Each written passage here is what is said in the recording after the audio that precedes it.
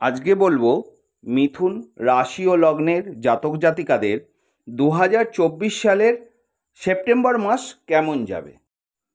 আপনাদের first house থেকে আপনাদের শরীর ও স্বাস্থ্যকে বিচার করা হয়, আর এর অধিপতি গ্রহ হচ্ছে বুধ।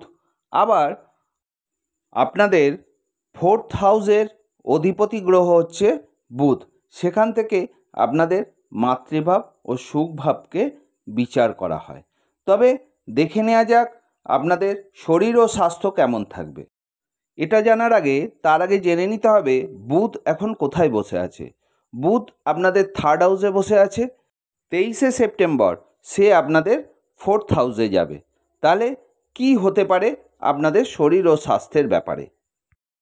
আপনাদের শরীর ও স্বাস্থ্য ভালো থাকবে।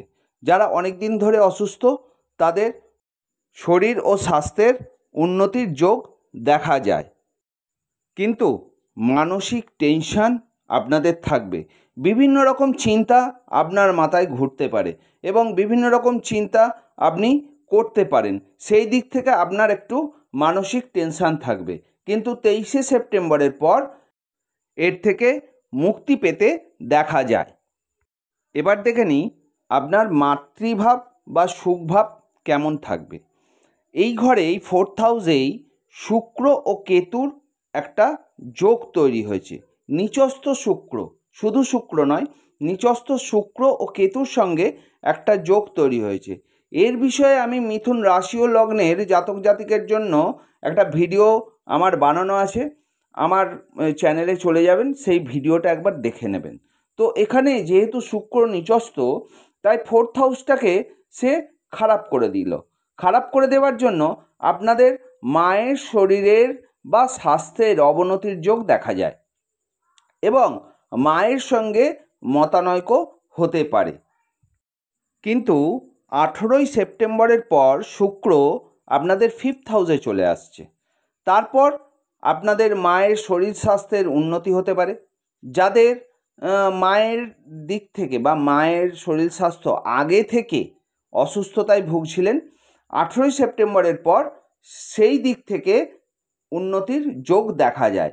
আবার 18ই সেপ্টেম্বরের পরে আপনাদের সঙ্গে আপনার মায়ের সম্পর্ক সুমধুর হতে দেখা যাবে এবং আপনার সঙ্গে আপনার মায়ের বন্ডিং ভালো হতে দেখা যাবে এবং মায়ের কাছ থেকে যে সুখ ভাব, সেই সুখ ভাব কিন্তু সেই সুখ মায়ের কাছ থেকে আপনারা পেতে চলেছেন।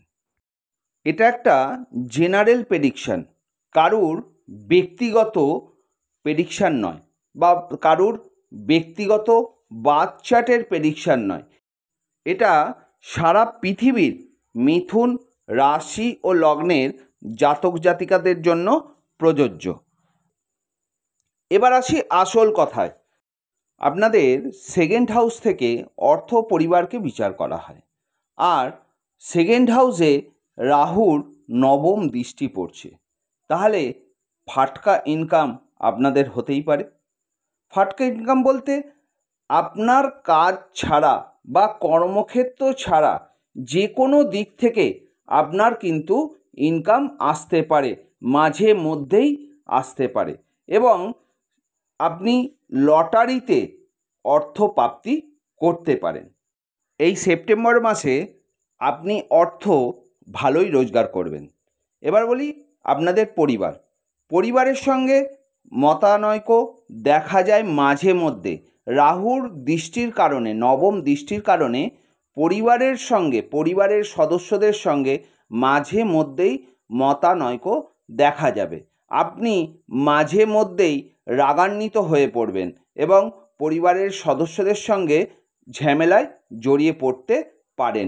তাছাড়া পরিবারের সঙ্গে বন্ডিংয়ের কোনো অসুবিধার যোগ নেই। 16ই সেপ্টেম্বরের আগে আপনাদের কিন্তু পরিশ্রম বাড়বে এবং মনের সাহসও অনেকটা পরিমাণ বেড়ে যাবে এবং সেই মনের সাহসের জন্য আপনি অনেক রকম কাজ করতে পারেন। সে ভালো দিকেও হতে পারে এবং খারাপ দিকেও হতে পারে এবং আপনার পরিশ্রম কিন্তু অতি অবশ্যই বাড়ছে। কিন্তু 16ই সেপ্টেম্বরের পর রবি চলে আসছে আপনাদের ফোর্থ হাউসে। 4th হাউসে চলে আসার পর আপনাদের কিন্তু এই পরিশ্রম থেকে আপনারা মুক্তি পাবেন। আপনাদের 5th হাউস থেকে প্রেম, বিদ্যা ও সন্তানকে বিচার করা হয়, আর 5th হাউসের অধিপতি গ্রহ শুক্র। আবার আপনাদের 12th হাউস, যেটা ব্যয়ের ঘর, সেইখান থেকে ব্যয়কে আপনাদের বিচার করা হয়, সেটাও কিন্তু শুক্রের ঘর, তার অধিপতি গ্রহ হচ্ছে শুক্র। তাহলে দেখে নেওয়া যাক কি হতে পারে আপনাদের প্রেম, বিদ্যা, সন্তানের দিকে আর আপনাদের ব্যয়ের দিকে। শুক্র, আগেই বলেছি, শুক্র আপনাদের 4th হাউসে নিচস্থ অবস্থায় বসে আছে। তাহলে কি হতে পারে দেখে নিই। প্রথমেই বলি আপনাদের প্রেম সম্পর্ক। যারা প্রেমে আবদ্ধ আছেন তাদের মধ্যে কিন্তু বন্ডিংয়ের অভাব দেখা যাবে, এবং তাদের মধ্যে কিন্তু প্রেমে ছাড়াছাড়িও হতে পারে, মানে প্রেম ব্রেকআপও হতে পারে, এটা কিন্তু দেখা যাচ্ছে। আর নতুন যারা প্রেম করতে চাইছেন তাদের কিন্তু এই সময়টা ভালো নয়। 18ই সেপ্টেম্বরের পর শুক্র যখন আপনাদের 5th হাউসে চলে আসবে, সেই সময় এই যে প্রেমের ক্ষেত্রে আপনাদের বিচ্ছেদ, আপনাদের প্রেমের ক্ষেত্রে বন্ডিংয়ের অভাব, মনোমালিন্যের অভাব, এইখান থেকে কিন্তু 18ই সেপ্টেম্বরের পর আপনারা মুক্তি পেতে চলেছেন। 18ই সেপ্টেম্বরের পর আপনারা কিন্তু এই সমস্ত বিষয় থেকে, এই সমস্ত ঝঞ্ঝাট থেকে মুক্তি পাবেন এবং সম্পর্কের উন্নতি ঘটবে। আর নতুন যারা প্রেম করতে চাইছেন, 18ই সেপ্টেম্বরের পর আপনি চেষ্টা করুন, আপনি প্রেমে সাকসেস পাবেন। এবার বলি আপনার বিদ্যার জায়গাটা কি হতে পারে। যারা বিদ্যার্থী, শুক্র যেহেতু নিচস্থ, তাহলে বিদ্যার ক্ষেত্রেও কিন্তু আপনার প্রবলেম দেখা যাবে। যারা বিদ্যার্থী তাদের মনোযোগ বেশি করে দিতে হবে পড়াশোনায়, তবে পড়াশুনো আপনার আয়ত্তে আসবে। যারা কোনো জায়গায় অ্যাডমিশন নিতে চাইছেন তাদেরকে বলবো 18ই সেপ্টেম্বরের পর কোনো অসুবিধার যোগ নেই।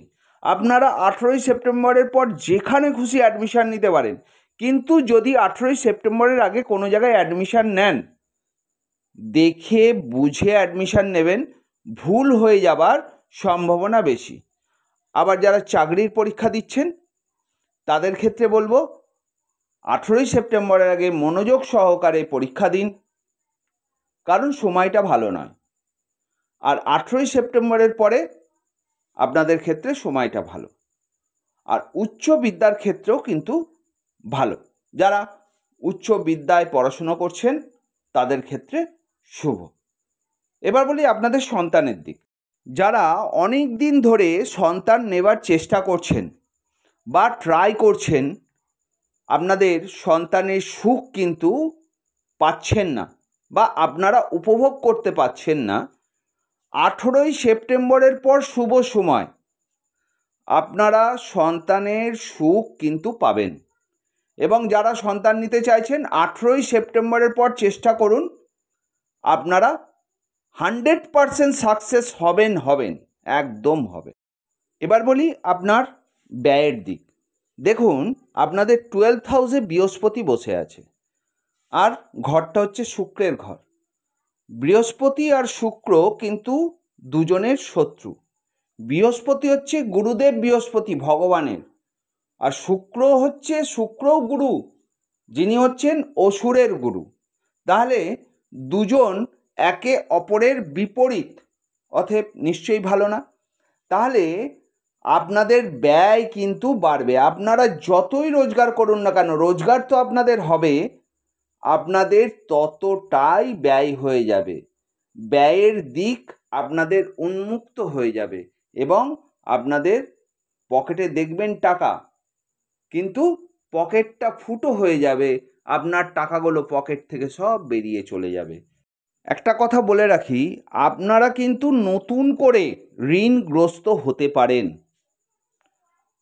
নতুন করে আবার ঋণ নিতে পারেন, এবং কোনো না কোনো দিক থেকে মামলা মকদ্দমায় জড়িয়ে পড়তে পারেন।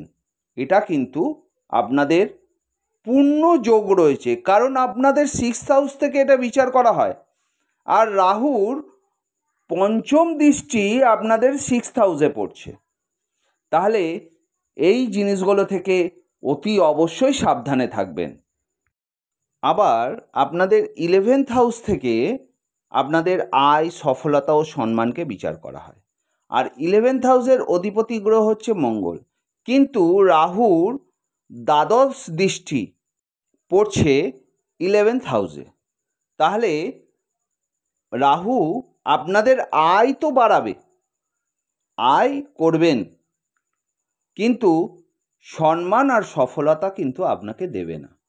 আপনাদের 7th হাউসের অধিপতি গ্রহ হচ্ছে বৃহস্পতি, আর এখান থেকে বিবাহ, বিবাহিত জীবন বা ব্যবসাকে বিচার করা হয়।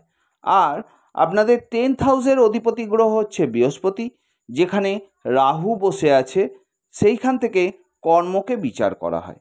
তাহলে দেখে নেওয়া যাক আপনাদের বিবাহ বা বিবাহিত জীবন কেমন থাকবে। বিবাহিত জীবনে বন্ডিংয়ের অভাব দেখা যাবে, কারণ বৃহস্পতি বসে আছে একটা অশুভ ঘরে। আগেই বলেছি আপনাদের 12 নম্বর হাউসে বৃহস্পতি বসে আছে। তাহলে আর ওদিকে শুক্র নিচস্থ অবস্থায় আছে, তাহলে বিবাহিত জীবনের বন্ডিংয়ের অভাব দেখা যাবে।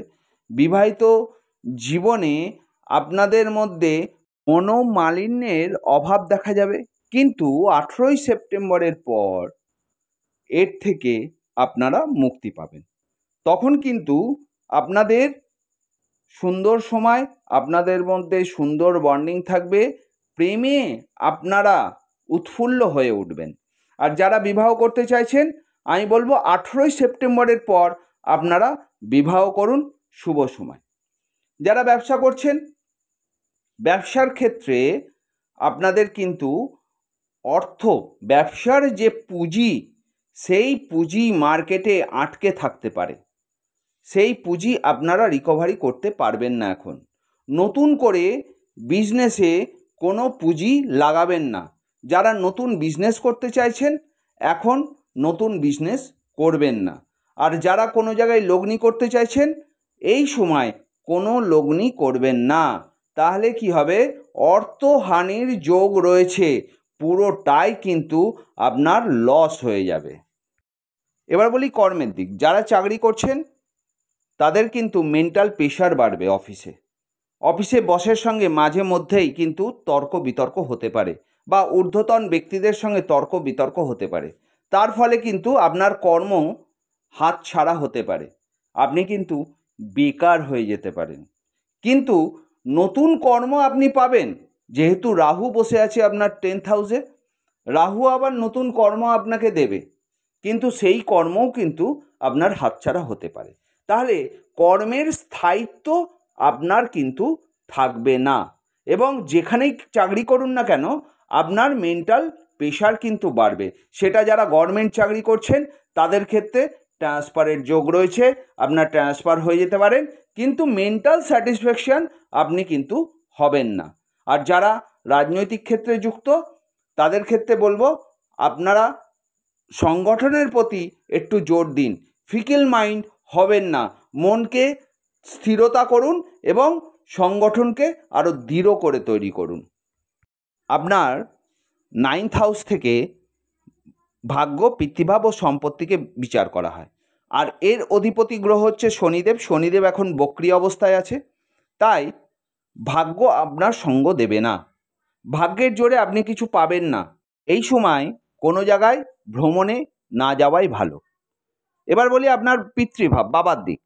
বাবার সঙ্গে আপনার বন্ডিং ভালো থাকবে না, বাবার সঙ্গে আপনার মতানৈক্যের যোগ রয়েছে, বাবার শরীর স্বাস্থ্যের অবনতির যোগ রয়েছে, এবং আপনার বাবা অসুস্থ হয়ে পড়তে পারেন বা অসুস্থতায় ভুগতে পারেন। এবং বাবার দিক থেকে কোনো সম্পত্তি আপনি কিন্তু এই মুহূর্তে পাবেন না, এবং সেই সম্পত্তি কোনো কোর্ট কেসে জড়িত হয়ে যেতে পারে বা আপনার হাতছাড়া হয়ে যেতে পারে। এই ছিল মিথুন রাশি ও লগ্নের জাতক জাতিকাদের 2024 সালের সেপ্টেম্বর মাসের রাশিফল। ভালো লাগলে অতি অবশ্যই চ্যানেলটিকে সাবস্ক্রাইব করে দেবেন আর বেল আইকনটিকে প্রেস করে দেবেন। লাইক করতে ভুলবেন না। সব শেষে বলি, ভালো থাকবেন, সুস্থ থাকবেন, সাবধানে থাকবেন।